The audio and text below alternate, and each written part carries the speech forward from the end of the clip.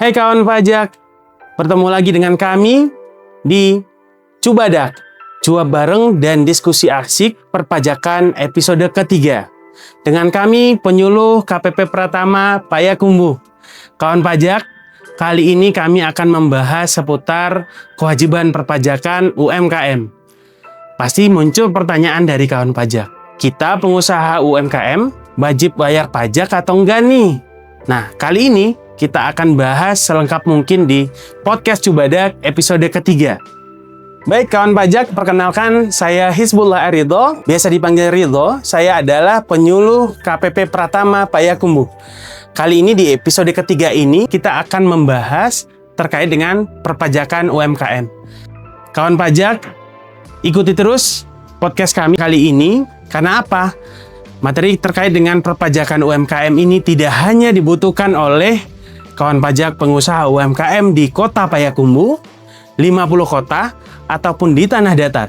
Tapi ini bermanfaat untuk UMKM di seluruh Indonesia. Ikuti terus podcast Cubadak episode ketiga.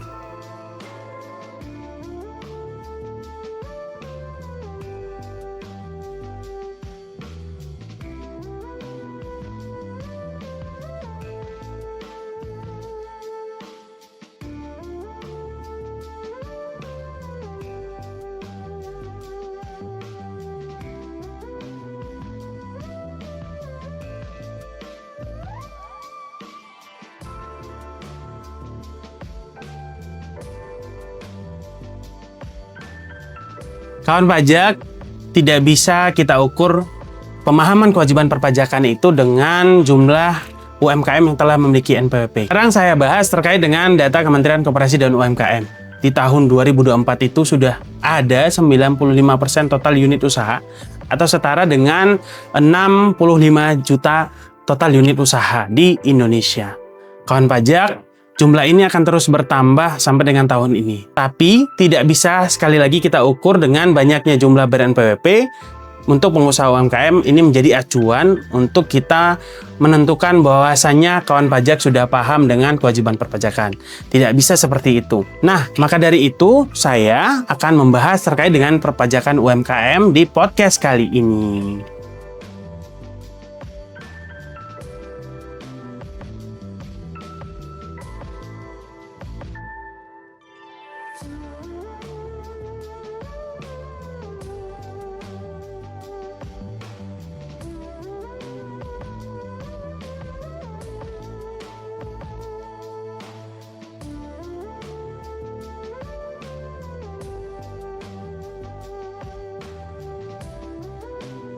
Baik kawan pajak, dengan memiliki NPWP, maka kita diharapkan bisa berkontribusi terkait dengan pembayaran perpajakan. Karena apa? Karena pada Undang-Undang Harmonisasi Peraturan Perpajakan di Undang-Undang Nomor 7 Tahun 2021 itu telah diatur pasal 2, yaitu terkait dengan orang pribadi atau badan usaha yang telah memenuhi persyaratan subjektif dan objektif, maka dia wajib mendaftarkan dirinya di tempat tinggal atau tempat kedudukan. Nah, kawan pajak, ketika kita sudah memiliki NPWP, maka di situ muncullah kewajiban yang harus kita penuhi. Karena apa? Karena pajak menurut ketentuan negara, dia bersifat wajib. Maka dari itu, wajib pajak yang telah memiliki NPWP harus memenuhi kewajiban perpajakannya dengan benar. Karena ada batas waktu untuk penyetoran dan pelaporan. Kawan pajak, jika tidak dipenuhi kewajiban perpajakan itu tentu akan ada konsekuensinya. Seperti itu kawan pajak.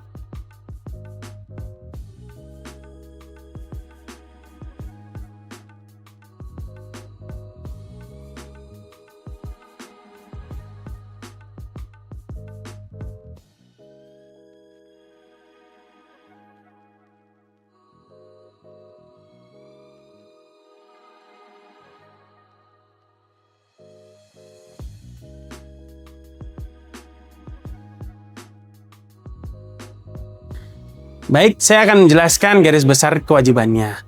Jadi yang pertama tadi, ketika kita sudah memenuhi persyaratan subjektif dan objektif, maka kita wajib untuk mendaftarkan diri. Nah, untuk sistem perpajakan di Indonesia, kita menganut self-assessment. Artinya apa? Artinya secara mandiri, wajib pajak mendaftarkan diri, lalu setelah ber-NPWP, dia menghitung sendiri kewajiban perpajakannya dan melakukan pembayaran secara mandiri kewajiban perpajakannya ke bank atau pos. Nah, selanjutnya yang terakhir, ketika sudah menjalankan kewajiban menghitung, ya, membayar kewajiban perpajakannya, kawan pajak harus melakukan pelaporan SPT tahunan, ya, untuk pengusaha UMKM ini. Kalau dia adalah orang pribadi, maka setelah berakhirnya tahun pajak, dia harus melaporkan SPT tahunan orang pribadi dari masa Januari sampai dengan Maret setiap tahunnya. Nah, bagi badan usaha UMKM, dia wajib melaporkan periodenya dari Januari sampai dengan April tahun berikutnya. Jadi jangan lupa untuk laporkan SPT tahunan kawan pajak.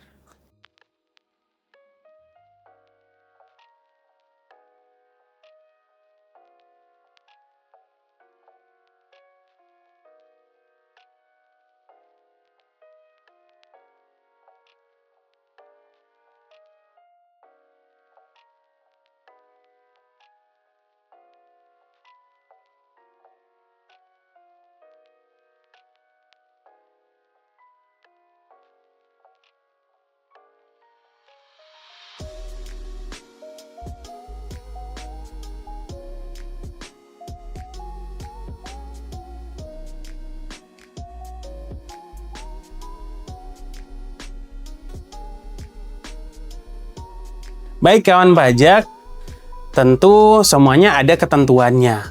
Nah, untuk pembayaran pajak pun itu harus berdasarkan pencatatan atau pembukuan bagi badan usaha atau orang pribadi, ya, yang telah omsetnya mencapai 4,8 miliar dalam 1 tahun.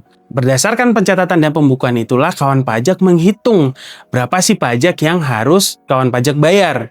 Nah, dalam hal kalau ternyata penghitungan atau dasar perhitungannya itu tidak sesuai dengan keadaan sebenarnya, atau bahkan ditemukan data oleh DJP sehubungan dengan usaha dari kawan pajak. Nah, berdasarkan itulah para petugas akan mengirimkan surat pemberitahuan untuk dilakukan konfirmasi oleh kawan pajak. Jadi jangan khawatir, ya, surat konfirmasi itu cukup dilakukan konfirmasi dengan data. Nah, kalau memang terdapat selisih, disitulah kewajiban muncul untuk dilakukan pembayaran kembali atas selisihnya. Tapi kalau datanya sudah sesuai, berarti semuanya sudah clear. Seperti itu kawan pajak.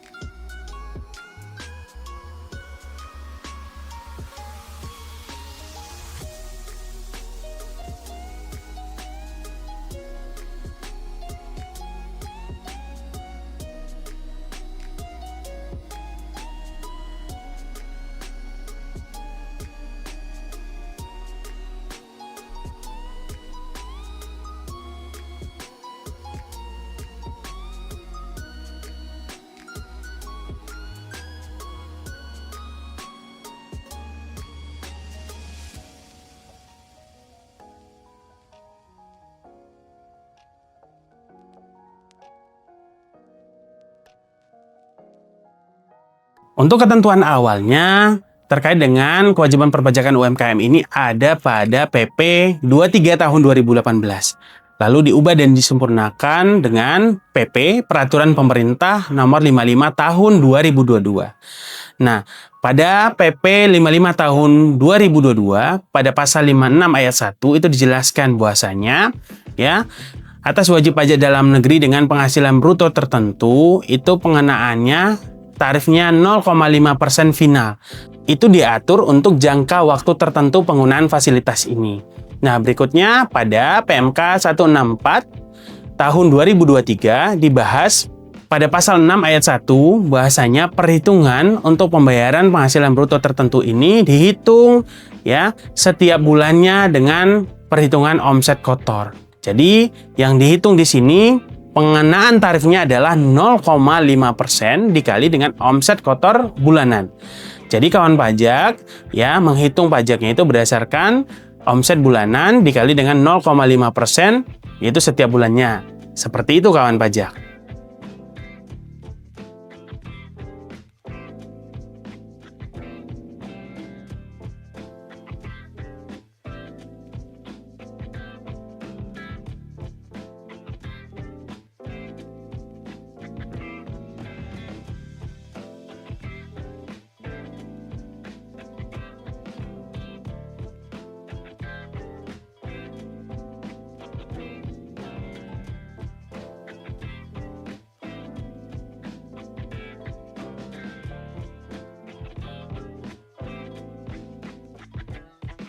Oke, sebelumnya tadi saya sudah menjelaskan bahwasanya pengenaan tarifnya adalah 0,5% dikali omset kotor setiap bulannya.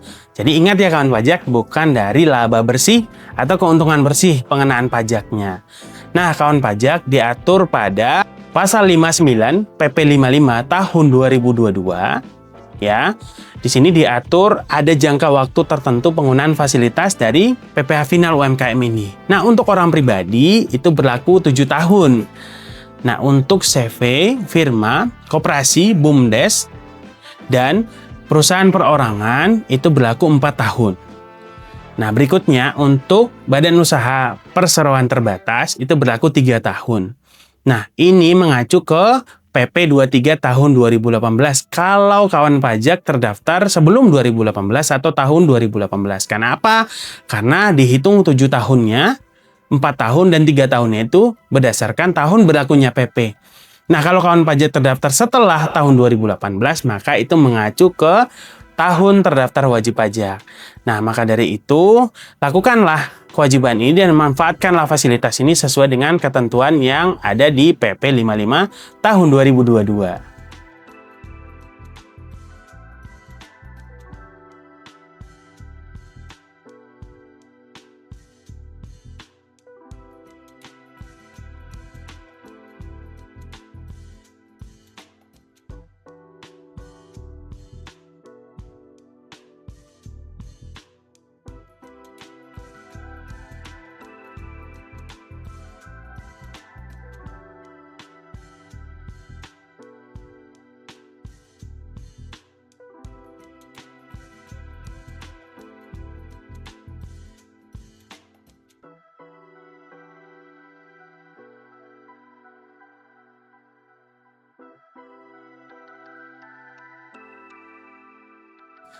Baik kawan pajak, perbedaan aturan antara PP 23 tahun 2018 dengan PP 55 tahun 2022 yaitu adalah pada pasal 57 ayat 1 Peraturan Pemerintah Nomor 55 tahun 2022. Di sini dijelaskan bahwasanya untuk PP 55 tahun 2022 bagi wajib pajak orang pribadi ketika omsetnya masih di bawah 500 juta atau sampai dengan 500 juta dalam 1 tahun pajak, maka dia tidak melakukan pembayaran PPh final. Artinya, PPh finalnya tidak terutang. Jadi kalau kawan pajak orang pribadi omsetnya masih di bawah 500 juta, tidak melakukan pembayaran, cukup hanya melakukan pelaporan. Tapi ingat, bagi kawan pajak yang omsetnya sudah melebihi dari 500 juta, ya, maka dia mempunyai kewajiban untuk membayarkan PPh final 0,5%. Dan ini hanya diatur untuk orang pribadi dan tidak berlaku ya untuk badan usaha. Seperti itu kawan pajak. Perbedaan antara PP 55 tahun 2022 dengan PP 23 tahun 2018. PP 23 tahun 2018 tidak ada batasan sampai dengan 500 juta itu tidak melakukan pembayaran PPh final. Jadi untuk PP 23 itu semuanya langsung mengenakan tarif 0,5%. Nah, itulah perbedaan antara PP 55 tahun 2022 dengan PP 23 tahun 2018.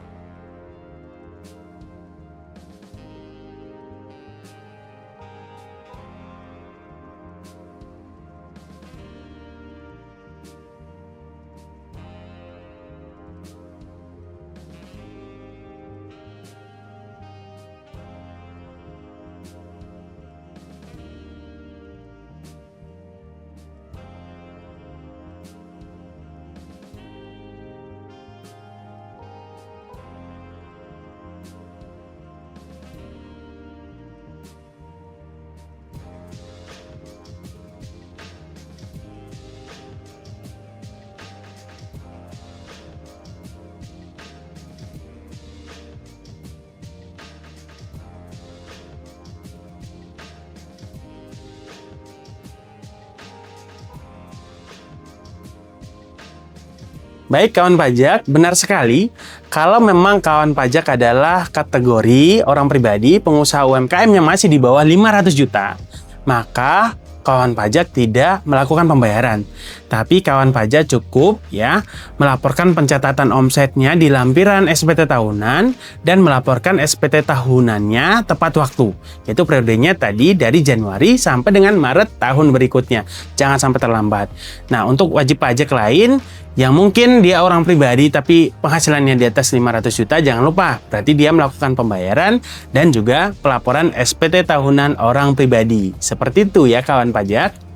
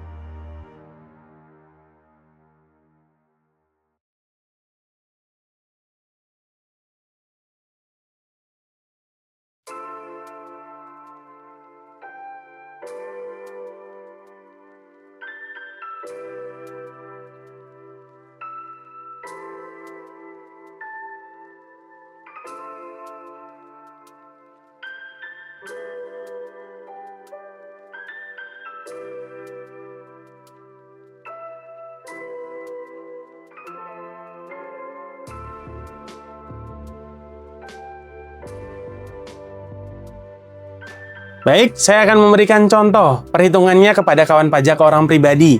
Jadi yang di bawah 500 juta itu tidak dikenakan hanya untuk orang pribadi ya, tidak berlaku untuk badan usaha. Jadi untuk orang pribadi yang omsetnya, contoh ya, Tuan A pengusaha UMKM, dia Januari omsetnya 200 juta. Maka di Januari dia tidak melakukan pembayaran PPh final 0,5%. Nah, untuk Februari omsetnya 300 juta. Jadi total untuk Januari dan Februari itu baru 500 juta. Nah, ini juga belum muncul kewajiban pembayaran PPh final 0,5% UMKM.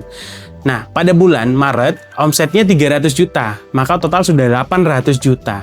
Nah, untuk bulan Maret ini 300 juta dikenakan 0,5% adalah 1.500.000.